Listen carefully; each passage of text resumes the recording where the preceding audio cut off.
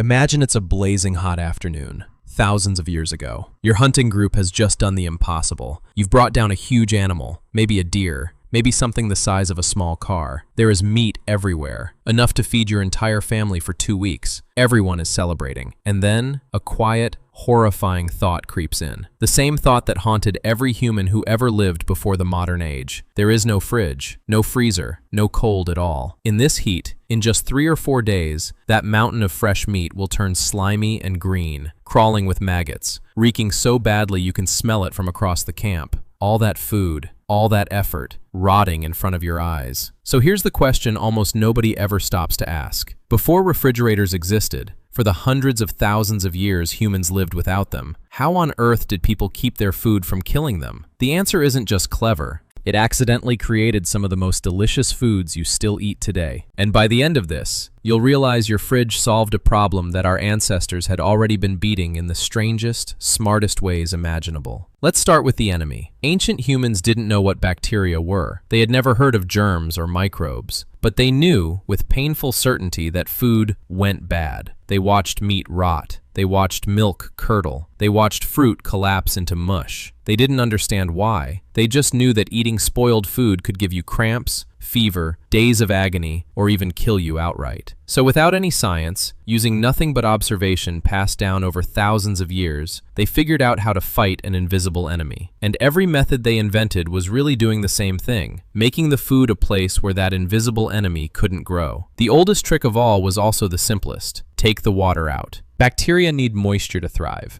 and our ancestors discovered, probably by accident, watching meat left in the sun, that if you dry food out completely, it stops rotting. So they sliced meat into thin strips and hung it in the hot sun and dry wind until it turned hard and leathery. That's jerky. It's one of the oldest preserved foods on Earth, and people were making it long before written history. Dried like this, meat that would have rotted in days could last for months. They did the same with fish, laying them out on rocks or racks until they were stiff as wood. They dried fruits into chewy little nuggets of sugar. They even dried and ground things into powders. A fresh kill was a gamble against time, but a rack of drying meat was food you could carry into winter. But drying had a weakness. It needed sun and dry air, and much of the world is neither. So humans reached for something they already had burning in the middle of camp every single night: fire. They discovered that hanging meat and fish in the smoke of a slow fire did something almost magical. The smoke dried the food, yes, but it also coated it in chemicals that bacteria hate, and it added a rich, savory flavor that people loved. Smoking could preserve a fish for weeks. And here's the part that should make you smile. That smoky taste we now consider a gourmet luxury. Smoked salmon, smoked bacon, barbecue was originally just a survival technique. You're paying extra at restaurants for an ancient anti-rot strategy. Then came a method so powerful that entire civilizations were built around it: salt. To us, salt is the cheap stuff in the shaker. To ancient people, salt was treasure. Because salt does something incredible to food. It pulls the water right out of it and creates an environment so harsh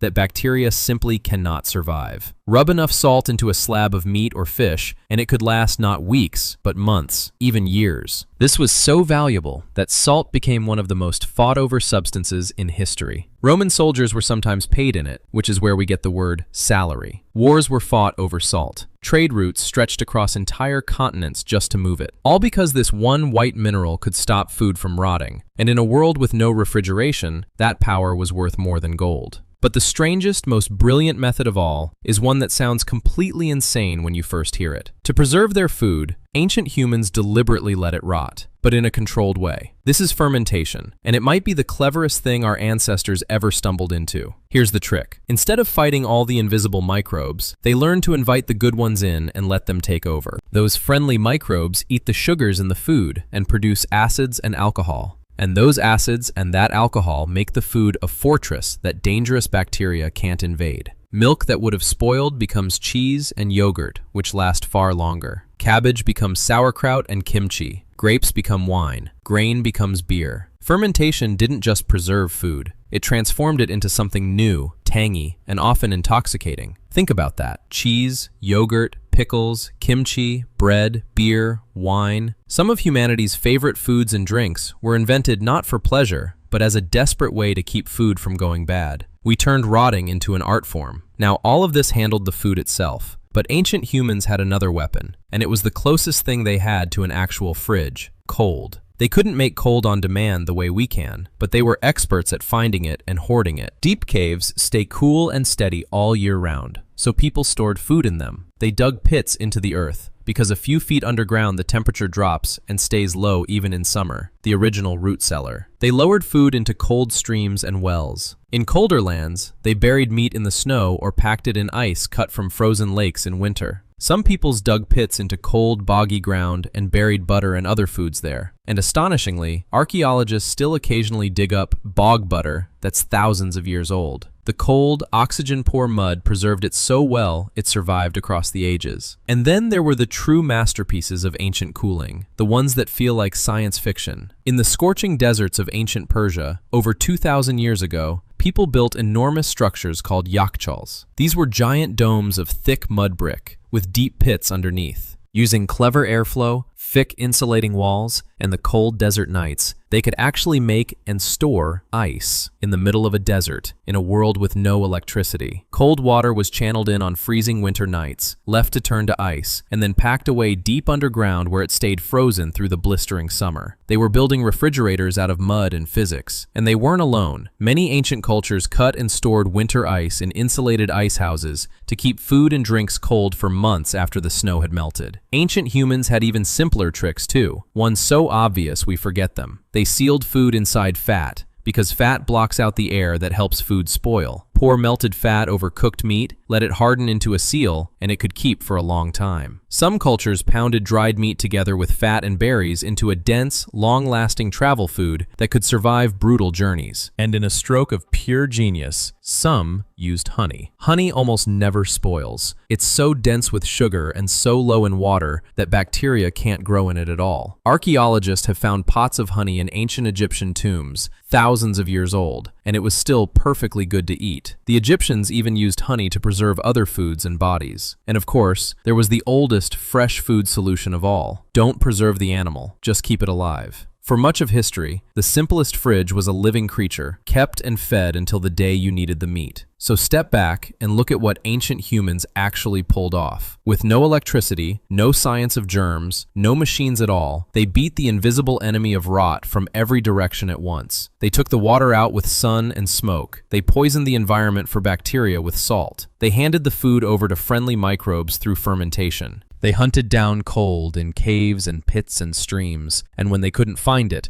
they built it out of mud and moonlight. Every single one of these was an answer to the same desperate question you never have to ask. How do I keep this food from turning into something that kills me? And here's the twist that ties it all together. When your refrigerator hums quietly in your kitchen tonight, remember that it didn't replace those ancient methods. It just joined them, because you still eat almost all of them, every single day. The cheese on your sandwich, the bacon in your pan, the pickles on your plate, the wine in your glass, the yogurt in your bowl, the dried fruit in your bag. None of those were invented for flavor. They were invented for survival, by people staring down a rotting pile of food with nothing but their wits and the world around them. The fridge didn't make our ancestors' tricks obsolete. It turned them into a choice. For hundreds of thousands of years, keeping food was a daily fight against time and heat and decay. Ancient humans didn't just survive that fight. They won it so completely that their solutions became our favorite flavors. So maybe the real question isn't how they kept their food cold without a refrigerator. Maybe it's how they managed to solve the problem so beautifully that thousands of years later, we're still enjoying the results, one bite at a time.